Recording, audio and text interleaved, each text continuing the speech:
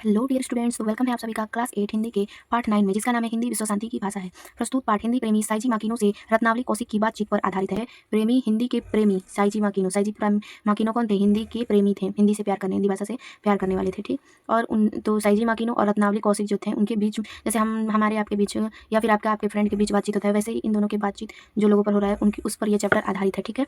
तो चलिए पढ़ते हैं। जापान में 11 फरवरी सन 1924 ईस्वी को जन्मे साइजी माकिनो 36 वर्ष की उम्र में एक बार भारत जो आए तो फिर यहीं के होकर रह गए। आए तो गांधी जी के सेवाग्राम में स्थित हिंदुस्तानी तालीमी संघ में पशु चिकित्सक के रूप में थे, पर हिंदुस्तान का ऐसा रंग चढ़ा कि फिर लौटने का मन ही नहीं हुआ। खादी क्या अपनाई, संपूर्ण चिंतन ही गांधीमय हो चला। आइए मिलते हैं महात्मा गांधी और रविंद्रनाथ टैगोर के इस अनन्य भक्त और हिंदी प्रेमी साइजी माकिनो से। मतलब कि जो अब हम लोग इस चैप्टर में इन्हीं के बारे में पढ़ेंगे, साइजी माकिनो का क्या क्या हुआ, क्या क्या सीखे और क्या क्या उनका उद्देश्य था और वो क्या क्या काम किए ना। तो वो जब आए 11 फरवरी 1924 में इनका जन्म हुआ था, और जब ये 36 वर्ष हो गए तो वो कहाँ आ गए? भारत में आ गए। तो जब गांधी जी के सेवाग्राम में आए तो वो हिंदुस्तान का उनके ऊपर ऐसा रंग चढ़ा कि फिर उन्हें वापस जाने का, अपने स्थान पर, अपने जन्म स्थान पर जाने का उनका मन ही नहीं हुआ। बस उनको यहीं का मतलब पसंद आ गया, रहन सहन जो भी है। आगे देखते हैं, भारत आने के पीछे क्या विशेष उद्देश्य था? आखिर कोई तो कारण होगा कि वो अपना जापान छोड़कर भारत आए थे ना। तो इसका उत्तर सन 1958 ईस्वी की बात है। मुझे फिजुई गुरु जी ने वर्धा स्थित सेवाग्राम में आने का आमंत्रण दिया। वे सन 1931 ईस्वी से गांधी जी के सहयोगी थे, मतलब साथ देने वाले थे, और सेवाग्राम में ही रहते थे। तो उन्होंने क्या किया? उनको आमंत्रण दिया, मतलब बुलाया। यहाँ एक पशु चिकित्सक की आवश्यकता थी, मतलब पशुओं के डॉक्टर की आवश्यकता थी। सोचा कुछ साल के लिए भारत चला जाता हूँ। तो उन्होंने सोचा कि कुछ समय के लिए हमें भारत चले जाना चाहिए। आज 45 वर्ष होने वाले हैं, अब तो भारत ही मेरा क्या है, घर है। बाद में फिजुई गुरु जी ने ही मुझे रविंद्रनाथ टैगोर के पास शांति निकेतन भेजा। शांति निकेतन में गुरुदेव के साथ रहकर जीवन का अर्थ और सोच की धारा क्या हो गई? बदल गई। मतलब शांति निकेतन में गुरुदेव, मतलब गुरु लोगों के साथ रहकर उनका जो है जीवन का अर्थ और उनका सोच का जो धारा था वो क्या हो गया? चेंज हो गया। मतलब उनका सोचने विचार करने की जो स्थिति थी वो उसमें सुधार हो गया, ठीक है। आगे देखते हैं, हिंदी सीखने और पढ़ने का सिलसिला कैसे शुरू हुआ? मतलब हिंदी पढ़ने और लिखने की सिलसिला उनका जो है कैसे स्टार्ट हुआ उसको देखते हैं हम लोग। अप्रैल सन 1959 ईस्वी में पंढरपुर सर्वोदय सम्मेलन के बाद विनोबा जी ने मुझसे कहा कि मैं सेवाग्राम लौटकर हिंदी सीखना प्रारंभ करूं, मतलब स्टार्ट कर दूं हिंदी सीखना। और मैंने हिंदी सीखना आरंभ कर दिया। उन दिनों सेवाग्राम के प्रेसिडेंट आर्य नायकम हुआ करते थे। उन्होंने आगरा के एक अच्छे हिंदी शिक्षक को मेरे पास भेजा। मुझे जैसे विदेशी के लिए हिंदी सीखना बहुत मुश्किल काम था। मतलब वो तो दूसरे देश के आए थे, जापान के थे, तो वो जापान से भारत आ गए थे, तो उन्हें हिंदी सीखने में बहुत ही दिक्कत हो रहा था। मुझे खराब उच्चारण के लिए बहुत डांट भी पड़ती थी, जैसे आप लोग के टीचर लोग आपको लोगों को कभी कभी डांटते होंगे जब आप लोग गड़बड़ी करते होंगे। तो वैसे ही उनके भी गुरुजी जो थे क्या करते थे, डांटते थे सिखाने वाले लोग। पर धीरे धीरे मैंने हिंदी बोलना और पढ़ना सीख लिया। धीरे धीरे वो हिंदी बोलना पढ़ना सीख गए। मेरी पत्नी यूकिको, उनकी पत्नी का नाम क्या था? यूकिको। साइजी माकिनो की पत्नी का नाम क्या था? यूकिको, जिसे सेवाग्राम में सुजाता नाम दिया गया। अब सेवाग्राम में उनका क्या नाम बदल दिया गया? सुजाता नाम रख दिया गया बदलकर। हिंदी सीखने के लिए वर्धा राष्ट्रभाषा प्रचार समिति में उनको भेज दिया गया। 6 महीने तक हॉस्टल में रहकर हिंदी पढ़ती रही। वहीं पर वह हिंदी पढ़ती रही हॉस्टल में रहकर। शायद जापानियों में वही हिंदी की सर्वप्रथम छात्रा रही। जापानियों लोगों में शायद वह हो सकता है कि वही जो है पहली छात्रा ऐसी थी जो जापानी की हिंदी सीखने वाली थी ना। ठीक है, तब आगे देखते हैं।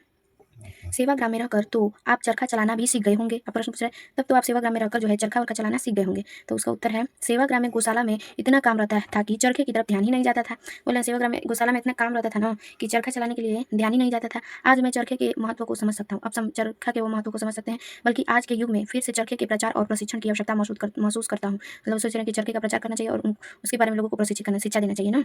उसके आगे अगला प्रश्न है, गुरुदेव टैगोर का साथ और शांति निकेतन का वातावरण आपको कैसा लगा? वो साइजी माकिनो से पूछा जा रहा है ना कि गुरुदेव टैगोर का साथ और शांति निकेतन का वातावरण जो है आपको कैसा लगा? तो वो बताते हैं कि गुरुदेव के व्यक्तित्व और शांति निकेतन के परिसर के प्राकृतिक सौंदर्य ने मुझे इतना आकर्षित किया कि मेरा कहीं जाने का मन ही नहीं करता था। हिंदी भवन के सामने वाले छात्रावास में रहकर केवल पढ़ता रहता था। शांति निकेतन का परिवेश इतना शांत था कि पुस्तकालय में बैठे हुए आप घड़ी की आवाज़ को स्पष्ट सुन सकते थे। मैंने भी पवित्र भूमि शांति निकेतन को अपनी जीवन साधना का आधार बना लिया। समझ नहीं आता कि गुरुदेव के व्यक्तित्व ने वातावरण को इतना सुंदर बना दिया है, या इतने शांत वातावरण ने ही गुरुदेव जैसे महापुरुष की रचना की है। जो भी हो, जमाना कितना भी बदल जाए, पर शांति निकेतन की भूमि महापुरुषों की रचना की जो भी हो, जमाना कितना भी बदल जाए, पर शांति निकेतन की भूमि में विश्व की तमाम संस्कृतियों को समाये रखने की क्षमता हमेशा रहेगी। यहाँ की प्रकृति स्वयं यहाँ की पुरानी कहानियां सुनाती रहेंगी। इसी भूमि में मुझे पंडित हजारी प्रसाद द्विवेदी जैसे महापुरुषों, महाअनुभवों से शिक्षा और प्रेरणा पाने का अवसर मिला है। मतलब यही बोल रहे हैं कि शांति निकेतन का वातावरण इतना शांत था, और मुझे तो लग रहा था कि जैसे शांत वातावरण ने ही महान महान पुरुषों की रचना की है, या फिर महापुरुषों ने ही शांत वातावरण की रचना की है। इसमें वो कर रहे हैं ऐसा ना।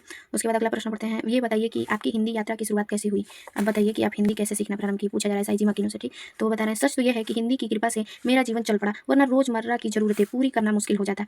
उन दिनों ग्वालियर की बिड़ला फैक्ट्री में जापानी तकनीक से एक एक फैक्ट्री लगाई गई। जापानी इंजीनियरों को हिंदी नहीं आती थी और फैक्ट्री के काम करने वालों को भारतीयों को जापानी नहीं आती थी। मुझे बुलाया गया और एक दुभाषीय के रूप में मैंने 400 रुपये महीने पर काम करना शुरू कर दिया। मतलब कि वो हिंदी सीख गए थे तो जापानी वो जानते ही थे, तो उनको ऐसा काम मिल गया कि वो जापान में इंजीनियर जो थे उनको हिंदी नहीं आती थी और फैक्ट्री वाले लोगों को, भारतीयों को जापानी नहीं आती थी, तो वो वहाँ दुभाषीय बन गए। दुभाषीय मतलब ट्रांसलेटर जैसे होता है ना, ट्रांसलेट करने वाला, कन्वर्ट करते हैं उसको कि आप जो है हिंदी में अगर इंग्लिश में बात करना चाहते तो उसको ट्रांसलेट करके हिंदी में कर देगा, या फिर हिंदी को ट्रांसलेट करके इंग्लिश में कर दिया। ऐसा ही वो क्या किए, जापानी लैंग्वेज जो वो बोलते थे उसको कन्वर्ट कर देते थे हिंदी में, और जो हिंदी बोलता था उसको कन्वर्ट करके जापानी में, और दोनों लोग को बता देते थे। ठीक, तो इसलिए वो ऐसा काम करने के लिए उनको कितना रुपया मिलता था, 400 रुपया महीना पैसा मिलता था। 4 साल तक काम उन्होंने किया। हिंदी में बहुत से लेख भी लिख दिए जो विभिन्न पत्र पत्रिकाओं में प्रकाशित हो गए। हाँ, उन्होंने लेख भी लिख दिया जो बहुत सारे पत्र पत्रिकाओं में प्रकाशित भी हो गए। ठीक है, अगला देखते हैं, क्या जापानी और हिंदी साहित्य में कोई समानता है? दोनों को लोक साहित्य लगभग समान है। दोनों का लोक साहित्य जो है एकदम समान है। अब पूछा जा रहा है क्या जापानी और हिंदी साहित्य में कोई समानता है, मतलब क्या ये दोनों एक दूसरे के इक्विवेलेंट है, मतलब समान है, बराबर है दोनों का? तो बता रहे हैं दोनों का लोक साहित्य लगभग समान है, मतलब लगभग जो है अप्रोक्सीमेटली क्या है, समान है, इक्वल है।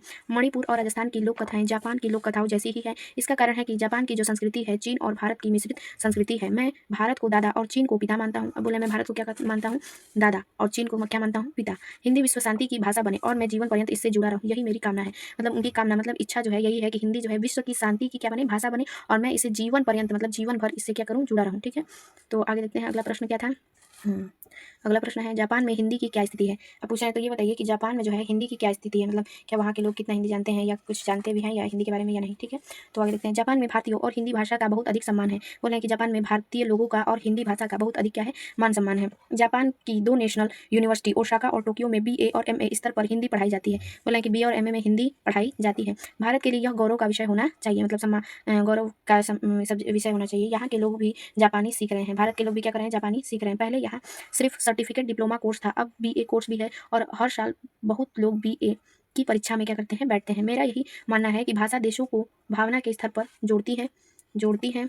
जापानी भाषा में संस्कृत के शब्द भरे पड़े हैं। जापानी भाषा में संस्कृत के शब्द भरे पड़े हैं। इन दिनों बंगला भाषा भी जापानी के में जोर पकड़ रही है, मतलब बंगला भाषा भी है जो जापान में जोर पकड़ रही है। ठीक है, चल रहा है वहाँ पर रही है, क्योंकि कोलकाता एशिया का दरवाजा है। एक समय में सबसे ज़्यादा जापानी कलकत्ता में ही रहते थे, मतलब जो है जापानी सबसे पहले एक समय में जो है सबसे ज़्यादा कोलकाता में ही रहते थे। अब तो पूरे देश में क्या हो गए हैं, बिखर गए, हर जगह बिखर गए हैं ना। आगे, जापान में और कौन विशिष्ट लोग हिंदी सेवा में रत हैं? मतलब बोले जापान में और कौन कौन लोग हैं जो हिंदी की सेवा में लगे हुए हैं, रत मतलब लगे हुए हैं। प्रो दोई ने टोक्यो विश्वविद्यालय में हिंदी विभाग की स्थापना की, वे बहुत अच्छा काम कर रहे हैं। प्रो तोशियो तनाका ने भीष्म साहनी से के तमस का जापानी में अनुवाद किया है। प्रो कोंगा ने जापानी हिंदी कोश की रचना की है। उन्होंने गांधी जी की आत्मकथा का जापानी में अनुवाद कर दिया है ना, मतलब हिंदी को ट्रांसलेट करके इंग्लिश में, और इंग्लिश में करें सॉरी जापानी में कन्वर्ट कर दिया गया है। इसके लिए उन्होंने गुजराती भी सीखी। प्रो मोजोकामी हर साल हिंदी का एक नाटक तैयार करते हैं और उनका मंचन करने के लिए भारत आते हैं। ये जो लोग हैं वो क्या करते हैं, हिंदी का नाटक तैयार करते हैं और उनको मंचन करने के लिए, मंच पर दिखाने के लिए क्या करते हैं, भारत आते हैं। प्रो हिंदी साहित्य पर बहुत काम किया। प्रश्न पूछा है, आपने भी तो हिंदी की कुछ महत्वपूर्ण पुस्तकों का जापानी में अनुवाद किया है? हाँ, मुझे भगवती चरण वर्मा का उपन्यास चित्रलेखा बहुत पसंद आया, इसलिए मैंने उसका जापानी में अनुवाद किया। इसके अलावा आपने और भी कई पुस्तकें लिखी हैं? प्रश्न पूछ रहे हैं, तो बोले हैं, टैगोर और गांधी, एक तुलनात्मक अध्ययन, जापानी आत्मा की खोज, भारत में 40 साल, पुनर्विचार और सिंहावलोकन जैसी कुछ पुस्तकें लिखी हैं। अभी एक पुस्तक की पांडुलिपि तैयार हुई है, भारतवर्ष में 45 साल मेरी हिंदी यात्रा। आज की नई पीढ़ी जो पश्चिम सभ्यता के पीछे भाग रही है, आप उनसे क्या कहना चाहेंगे? नई पीढ़ी अपनी सभ्यता संस्कृति से दूर होती जा रही है, यह बड़े दुख की बात है। अपने देश को आगे बढ़ाने के लिए अपनी भाषा और संस्कृति ही काम आती है। ये बात एकदम एग्जैक्ट कर रहा है। अपनी भाषा को अपने देश को आगे बढ़ाने के लिए किस चीज़ की आवश्यकता होगी? अपनी भाषा और अपनी संस्कृति ही काम आएगी। कौन कौन से शौक हैं?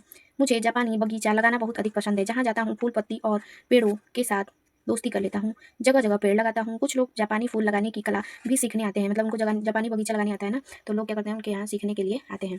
आगे देखते हैं, अंत में कोई ऐसी बात जो आप अपने पाठकों से कहना चाहेंगे, मतलब अंत में ऐसे कोई बात बताइए जो आपके पुस्तक को पढ़ रहा है उससे आप कहना चाहेंगे। तो उत्तर बोल रहे हैं, वो बोल रहे हैं, उसका रिप्लाई कर रहे हैं कि मुझे हमेशा इस बात का खेद रहता है, खेद मतलब दुख रहता है, कि जितना भारत माता का नमक खाया उतनी उसकी सेवा नहीं की। मतलब भारत माँ का जितना नमक हम लोगों ने खाया उतनी उनका सेवा नहीं किया। भारत बहुत बड़ा देश है, भारत जो है इंडिया बहुत बड़ा एक देश है, उसका दिल भी बहुत बड़ा, और उसका दिल भी बहुत बड़ा है। दुनिया का कोई देश उसका मुकाबला नहीं कर सकता। यही बोला है कि दुनिया का कोई भी देश जो है भारत की मुकाबला नहीं कर सकता, भारत से कंपटीशन नहीं कर सकता। ठीक है, तो आशा करते हैं दोस्तों कि आप लोग को ये चैप्टर अच्छा लगा होगा। तो मिलते हैं अगले चैप्टर में। Bye bye.